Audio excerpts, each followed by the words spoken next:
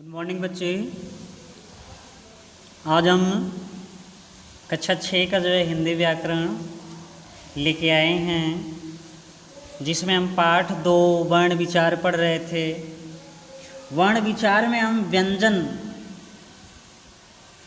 बता रहे थे, उसी के बारे में हम बताएंगे, जिसमें हम व्यंजन में स्पर्श व्यंजन, अंतस्थ व्यंजन, ऊष्म व्यंजन और उत्क्षिप्त व्यंजन के बारे में हमें बताना है, जिसमें हम स्पर्श व्यंजन को बता चुके हैं। स्पर्श व्यंजन में इनकी संख्या व्यंजनों की 25 होती हैं, जिसको हम वर्गों में बांटते हैं। क वर्ग, च वर्ग, ट वर्ग, त वर्ग, प वर्ग आदि हैं। क वर्ग में क, ख, ग, घ, ङ, जिसका उच्चारण स्थान कंठ है। च वर्ग में च, छ, ज, झ, ञ, जिसका उच्चारण स्थान जो है तालु है, तालु से बोला जाता। ट वर्ग में ट, ठ, ड, ढ, ड़, इसका उच्चारण स्थान मूर्धा है। और त वर्ग में त, थ, द, ध, न, जिसका उच्चारण स्थान दंत है।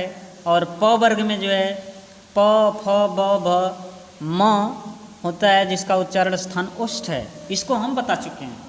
जैसा कि आप जानते हैं कि 5 अक्षरों का, जैसे क वर्ग में 5 अक्षर हैं, तो क, ख, ग, घ, ङ जो हैं, उनका जो पहला अक्षर क है, उसी के आधार पर उसे क वर्ग में रखा गया। जैसे पहला अक्षर क है तो क वर्ग में उसे रख दिया गया। और दूसरे वर्ग का स्टार्ट च, छ, ज, ज, अंग, य है, तो उसमें च के नाम से च वर्ग रख दिया गया। उसी तरह ट के नाम से ट वर्ग, और त के नाम से त वर्ग, और प के नाम से प वर्ग रख दिया गया। तो इस प्रकार प्रत्येक वर्ग में 5 अक्षर हैं, और ये वर्ग 5 हैं, तो ये सब मिला करके 25 अक्षर हुए। तो चलिए अब हम अंतस्थ व्यंजन के बारे में देख लेते हैं। स्पर्श व्यंजन पढ़ लिए, उनमें 25 होती है उनकी संख्या। प्रत्येक वर्ग में 5 अक्षर होते हैं। तो चलिए अब अंतस्थ व्यंजन के बारे में देख लेते हैं। स्वर तथा व्यंजनों के बीच स्थित होने के कारण इन्हें अंतस्थ कहते हैं। स्वर तथा व्यंजनों के बीच स्थित होने के कारण इन्हें अंतस्थ कहते हैं। इनकी संख्या 4 है। अंतस्थ व्यंजनों की संख्या भी कितनी है? 4 है, जो इस प्रकार है य, र, ल, व। ध्यान रखें, य, र, ल, व जो है अंतस्थ व्यंजन है। आपसे पूछ लिया गया कि य, र, ल, व कैसे व्यंजन है, तो आपको बताना है अंतस्थ व्यंजन। नीचे देखिए दिया गया है ग नंबर में ऊष्म व्यंजन के बारे में। किसके बारे में? ऊष्म व्यंजन।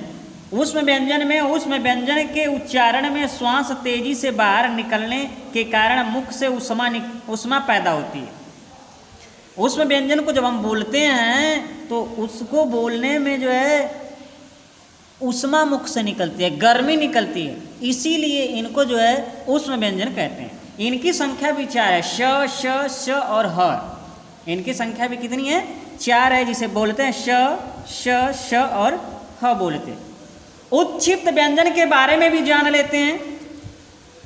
उत्क्षिप्त व्यंजन, इनके उच्चारण में जीभ ऊपर उठकर झटके के साथ नीचे गिरता है। इनकी संख्या 2 है। जब इसको हम बोलते हैं तो जीभ जो है झटके के साथ ऊपर जाती है और नीचे गिर जाती है।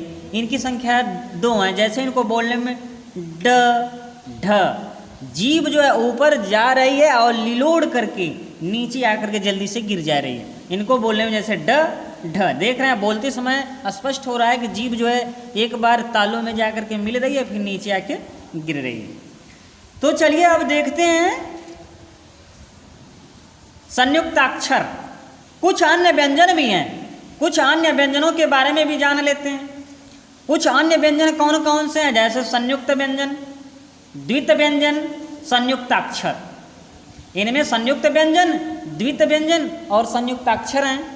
तो चलिए संयुक्त व्यंजन के बारे में देख लेते हैं। संयुक्त व्यंजन में जो है आज संयुक्त व्यंजन के बारे में देख लेते हैं। देखिए, ये क प्लस स यानी क जमा श बराबर 6 बन जाता है। क जो है जिसके नीचे हलंत लगा हुआ है, इसका मतलब ये कि क जो है वो आधा है। क आधा क और पूरा श मिलकर के 6 बन जाता है। उसी तरह नीचे त है, त में हलंत लगा है। हलंत का अर्थ ये हुआ कि अक्षर आधे हैं तो आधा त और र मिलकर के त्र बन गया। ठीक उसी तरह ज है, ज के नीचे हलंत लगा हुआ है तो ये अक्षर आधे हुए, तो इस प्रकार आधा ज और य मिलकर के ज्ञ शब्द बन गया। उसी प्रकार जो है ये श बड़ा वाला श जो है लेकिन आधा है क्योंकि इसके नीचे हलंत लगा हुआ है तो आधा श और जमा र बराबर त्र बन जाता है। तो इस प्रकार ये वीडियो यहीं पे समाप्त करते हैं बच्चे। अगली वीडियो में फिर मिलेंगे। तो आज का होमवर्क जो है नोट कर लीजिए। आप जो है संयुक्त व्यंजन को अच्छी तरह से याद कर लेंगे, कभी भी पूछा जा सकता है, और कॉपी पे एक बार लिख करके इसे जो है इसे दोहराइए। तो चलिए इस वीडियो को समाप्त करते हैं, फिर नेक्स्ट वीडियो में मिलते हैं। नमस्कार।